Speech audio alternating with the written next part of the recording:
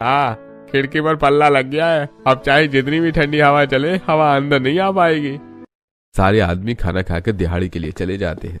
वहीं तान्या और पलक कपास के खेत में कड़छी लेकर चली जाती है तो माया और सिया गन्ने के खेत में कटाई के लिए जाती हैं। कुछ देर बाद आज तो हीरालाल ने खुश होकर हमें काफी सारी रुई और कपास दे दी है। इससे हम अपनी नई रजाई बना लेंगे। ये तो बहुत ही अच्छा रहेगा। तान्या और पलक घर आती हैं और अपनी पुरानी साड़ियों को सीकर उसमें रुई और कपास के रेशे डाल देती हैं।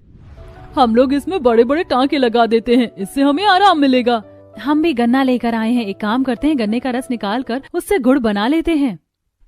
अवनी और सोनी मिलकर गन्ने का रस निकालती हैं और माया घर के बाहर ठंड में बैठकर गुड़ बनाने की तैयारी करती है।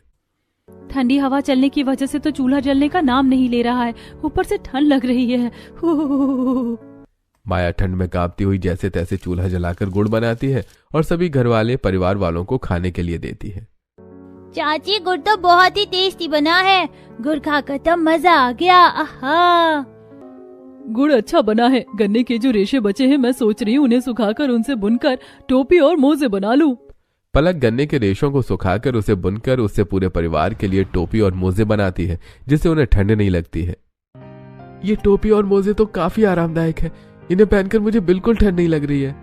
पांचों बहुएं जुगाड़ लगाकर ठंड से तो बच गई थी, लेकिन अब भी घर के बाहर चूल्हे में खाना बनाना पड़ता था। अरे आज मैं जब दिहाड़ी करके घर वापस आ रहा था तो धर्मशाला में किसी की शादी हो रही थी और गर्मा गर्म खाने की खुशबू सीधे मेरी नाक में जा रही है। पिताजी बिल्कुल सही कह रहे हैं, खाना बहुत ही गर्म था। पता नहीं हमें कभी गर्म खाना नसीब होगा भी या नहीं। घर के मर्द गर्म खाना खाना चाहते थे, वहीं औरतें इस चीज को लेकर परेशान थी कि बाहर रसोई होने की वजह से अक्सर लकड़ियां ओस से भीगकर खराब हो जाती थी। मैं परेशान हो गई हूँ अपने घर की रसोई से। बार बार लकड़ियाँ भीग जाती हैं। भीगी लकड़ियों से तो चूल्हा जलता ही नहीं है।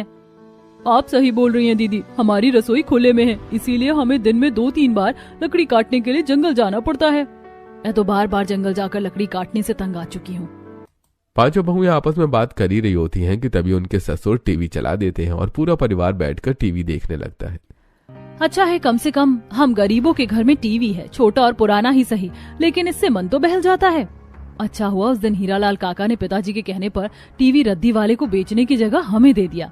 हाँ दीदी, हीरालाल काका ने नया टीवी ले लिया था, इसीलिए वो टीवी को फेंक रहे थे। अच्छा है हमने टीवी ले लिया, कम से कम इस टीवी में सब कुछ साफ तो दिखता है। पिताजी आप ये क्या देख रहे हैं? बेटा मैं हिस्ट्री टीवी 18 देख रहा हूँ। आज इसमें अंडरग्राउंड घर के बारे में बताया जा रहा है कि कैसे लोग पहले के टाइम में जमीन के नीचे घर बनाकर रहा करते थे।